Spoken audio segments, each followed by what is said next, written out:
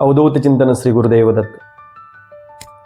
कर्क राशीला या येणाऱ्या फेब्रुवारी महिन्यामध्ये दत्त उपासना किती महत्त्वाची असेल आणि या दत्त उपासनेने त्यांच्या राशीमध्ये येणाऱ्या कुठल्या कुठल्या कर्माचा म्हणजे वाईट कर्माचा किंवा कुठल्या वाईट फळांचा असेल तर तो नाश कशा पद्धतीनं होईल आणि या येणाऱ्या फेब्रुवारी महिन्यात त्यांची एकंदर राशी भविष्य कसे असेल हे मी तुम्हाला पुढे सांगणार आहे. मित्रहो नमस्कार. नक्षत्र आणि ग्रह निर्देश या चॅनेलवरती आपल्या सर्वांचं मी स्वागत करतो. राहुल कुलकर्णी आणि मी या कर्क या राशीचे फेब्रुवारी महिन्याचे 2026 या वर्षातले भविष्य सांगत आहे. तर मित्रहो, कर्क या राशीमध्ये पुनर्वसू, पुष्य आणि आश्लेष या 3 नक्षत्रांचा समावेश आहे आणि या कर्क राशीवरती सध्या जे ग्रहमानाचे प्रमाण किंवा ग्रहमानाचे परिवर्तन जे आहे, या ग्रहांना सध्या गुरु हे ग्रह 12वे आहेत आणि शनी महाराज यांच्या पत्रिकेमध्ये 9व्या स्थानामध्ये विराजमान आहेत आणि बाकीचे 4 मुख्य ग्रह म्हणजे मंगळ, सूर्य, बुध आणि शुक्र हे सप्तमात आहेत आणि त्याच्यावरती केतू हा ग्रह त्यांच्या पत्रिकेमध्ये द्वितीय स्थानात आहे. द्वितीय स्थानात केतू आहेत आणि 60व्या स्थानामध्ये राहू आहेत आणि राहू 8व्या स्थानामध्ये शततारका नक्षत्रात असल्यामुळं अगोदरच तुम्हाला फारच मोठे असे अनेक अनपेक्षित धन येण्याचे योग तुमच्या पत्रिकेत चालू आहेत आणि त्या योगामध्ये बढती या महिन्यामध्ये तुम्हाला होईल मित्र. कारण कर्क राशीमध्ये 4 ग्रहांचे संक्रमण क्रमाक्रमाने या महिन्यामध्ये होणार आहेत. सुरुवातीला बुध शुक्र येतील आणि त्यानंतर सूर्य आणि त्यानंतर तुमच्या पत्रिकेमध्ये मंगळ सुद्धा अष्टम स्थानात येत असल्यामुळं 5 ग्रहांची युती अष्टमामध्ये होणार आहे. तर मी तुम्हाला पुढे जसे आता फलित सांगितले त्या फलिताप्रमाणे सगळ्यात महत्वाचं काय तर या महिन्यामध्ये तुम्हाला दत्त महाराजाची उपासना करणं हे अत्यंत फलदायी असेल आणि अत्यंत चांगलं पण असेल. कारण दत्त महाराजांचा निवास जे गुरु त्याचे प्रतिनिधित्व आपल्या पत्रिकेतून करतात ते गुरुचं भ्रमण तुमच्या राशीमध्ये 12व्या स्थानातून चालत आहे मित्रांनो. आणि 12वा गुरु असत असताना अनेक प्रकारचे खर्चही होतात, जुने अनेक प्रकारचे मोठे देणे होतात, पण त्यावेळेला लोन सँक्शन पण अनेक प्रकारे होतात. दूर देशात जाण्याच्या यात्रा ज्या लोकांना इच्छुक आहेत, जे लोक खूप दूर देशासाठी जाण्यासाठी इच्छित आहेत, त्या लोकांना या कार्यासाठी या महिन्यामधून गती मिळते. पण त्यावेळेला जो धनसंचय करावा लागतो, जो धन पुरवावा लागतो, त्या ठिकाणी त्यांना अडचणी यायला सुरू होते.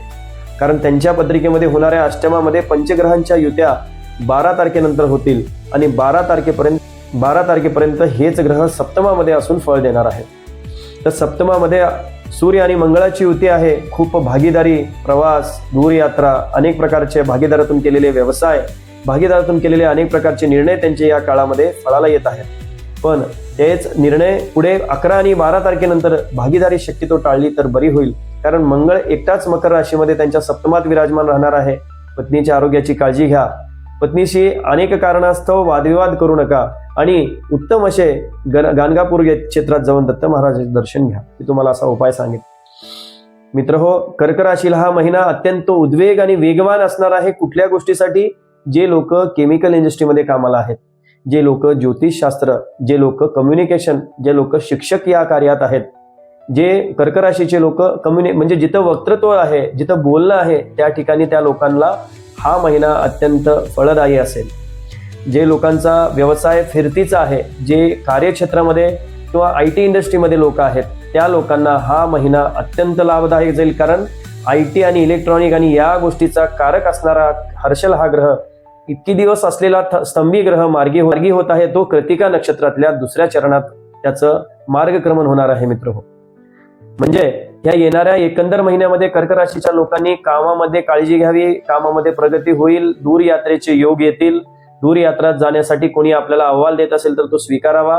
पण धनसंचयाच्या बाबतीत आणि धनाची जबाबदारी घेण्याच्या बाबतीत चोख राहावं आणि निरंतर दत्त भक्ती करावी, दत्ताचा भक्ती करावी. पिवळे वस्तू, पिवळे धान्य, पिवळे पदार्थ योग्य व्यक्तीला योग्य ठिकाणी दान करावं आणि विशेष करून दत्ताच्या मंदिरात जाऊन दत्त उपासना करावी, पिंपळाच्या झाडाची सेवा करावी आणि तुमचा हा महिना सुखकारक करून घ्यावा ही मी सर्वांना विनंती करतो. कृपया चॅनलला सबस्क्राईब करा, लाईक करा, जेणेकरून मी तुम्हाला असे व्हिडिओ पुन्हा पोहोचवत राहील. मी नक्षत्राच्या नक्षत्रानुसार फळ सांगण्याचा प्रयत्न करत आहे. कारण कर्क ही रास बरेच लोकांची असू शकते किंवा कुठलीही रास बरेच लोकांची असू शकते. त्या लोकांच्या, त्या राशीच्या, त्या नक्षत्राला योग्य असा काय परिणाम घडेल हे मी तुम्हाला सांगण्याचा प्रयत्न करणार आहे, जेणेकरून तुम्हाला योग्य मार्गदर्शन घेता यावं. अनेक प्रकारची भीती अनेक ठिकाणी लोक घालतात, तर ती भीतीने न पसरवता योग्य मार्गदर्शन आणि त्यांना योग्य अनुग्रह कसा मिळेल, सर्व लोकांना हे सोयीचं शास्त्र असणारं कसं जाईल, हा मी प्रयत्न करत आहे. तरी सर्व कृपाने या चॅनलला सबस्क्राईब करून मला प्रोत्साहन द्यावं. मित्र हो, ज्योतिषी हा एक प्रकारे भविष्य सांगणारा नसून तो ज्योती म्हणजे प्रकाशाचं, ईश्वरी प्रकाशाचं दृष्टांत देऊन तुम्हाला मार्ग दाखवणारा असणार आहे. आपण केलेल्या आजच्या कर्मानं, आजच्या भक्ती मार्गानं हे कर्म, हे येणाऱ्या अडचणी सुधारावायच्या असतात आणि त्यातून आपल्याला येणारा मार्गक्रमण चांगला करून घ्यायचा असतो. तर तुम्ही या सर्वांनी या महिन्यामध्ये गुरुची सेवा करून तो करून घ्यावा अशी मी तुम्हाला विनंती करतो. धन्यवाद. गुरुदेव दत्त.